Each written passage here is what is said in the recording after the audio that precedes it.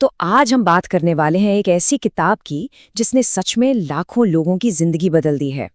किताब का नाम है एकहार्ट टोले की द पावर ऑफ नाउ। तो चलिए देखते हैं कि इस किताब के जो मेन आइडियाज हैं वो आखिर हैं क्या। ये एक ऐसी चीज है जो शायद हम सबने महसूस की होगी, है ना?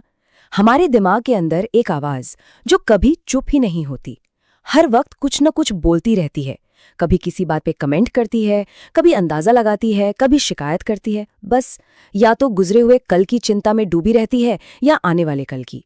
और ऐसा लगता है कि ये सिलसिला कभी रुकेगा ही नहीं। और एकार्ट टोले कहते हैं कि यही दिमाग में चलने वाला ये जो लगातार शोर है ना, यही सबसे बड़ी रुकावट है एक खुशहाल जिंदगी के रास्ते में। यही वो चीज है जो हमें इस पल में, अभी में जीने ही नहीं देती। और मजे की बात यह है कि ये किसी एक इंसान की कमी नहीं है, बल्कि ये हम सबकी एक कॉमन ह्यूमन कंडीशन है। तो इस प्रॉब्लम की जड़ को समझाने के लिए ना किताब में एक बहुत ही जबरदस्त कहानी बताई गई है। तो कहानी कुछ ऐसी है कि एक भिखारी है जो पिछले 30 सालों से एक ही जगह पर एक बक्से पर बैठकर भीख मांग रहा है। उसकी पूरी जिंदगी वहीं गुजर गई और उसके लिए वो बक्सा बस बैठने की एक चीज है और कुछ नहीं। और कमाल की बात यह है कि उसने कभी ये जानने की कोशिश तक नहीं की कि भाई जिस बक्से पर वो इतने सालों से बैठा है उसके अंदर आखिर है क्या। उसे लगता है बस एक खाली पुराना बक्सा है। और फिर वो अजनबी उसे कहता है कि एक बार इसके अंदर झांक कर तो देखो। और जब वो भिखारी बक्सा खोलता है तो वो सोने से भरा होता है। असल में ये कहानी हम सबकी है। हम भी खुशी और शांति बाहर की चीजों में ढूंढते रहते हैं, जबकि असली खजाना, जिसे टोले बीइंग या होना कहते हैं, वो हमारे अंदर ही है।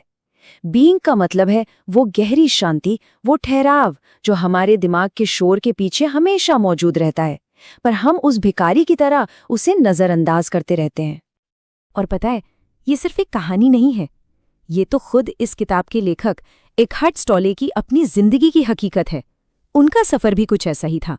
घोर निराशा से शुरू हुआ और एक जबरदस्त बदलाव पर खत्म हुआ। तो बात है जब टोली 29 साल के थे।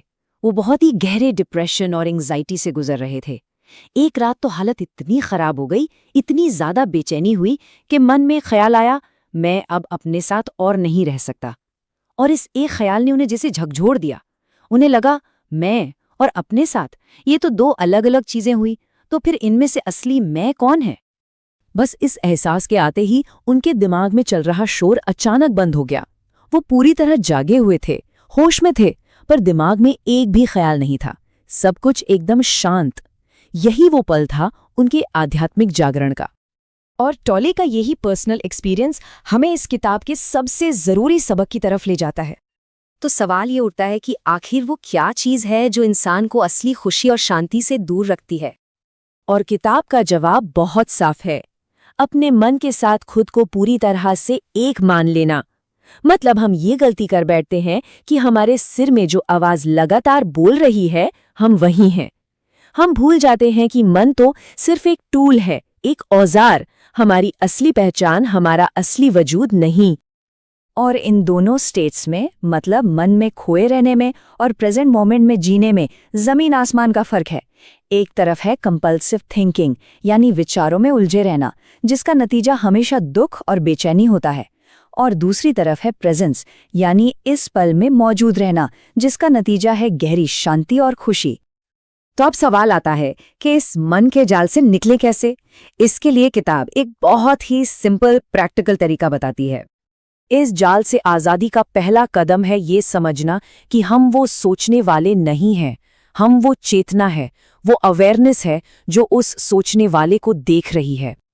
और इसे करने का तरीका क्या है? बहुत सिंपल। इसे कहते हैं विचारक को देखना। बस करना ये है कि अपने दिमाग में चल रही आवाज को सुनना शुरू करें, बिना जज किए कि ये अच्छा है, ये बुरा है। बस एक इम्पार्शियल लिसनर की तरह सुने। और जैसे ही कोई ऐसा करना शुरू करता है, उसे एहसास होता है कि एक तरफ वो आवाज है और दूसरी तरफ कोई है जो उसे सुन रहा है। बस यही है साक्षी भाव। और इस प्रैक्टिस का असर तुरंत होता है। जिस पल आप अपने विचारों को देखना शुरू करते हैं, उसी पल चेतना का एक हायर लेवल एक्टिवेट हो जाता है। बस मन के साथ जो आइडेंटिफिकेशन थी वो टूटने लगती है। अच्छा, अब आते हैं एक और बहुत ही इंटरेस्टिंग कॉन्सेप्ट पर, जिसे टॉल कहते हैं पेन बॉडी। इसे समझना इसलिए ज़रूरी है ताकि ये पता चले कि हमारी ज़िंदगी में दुख और दर्द बार बार लौटकर क्यों आता है। तो ये पेन बॉडी क्या है?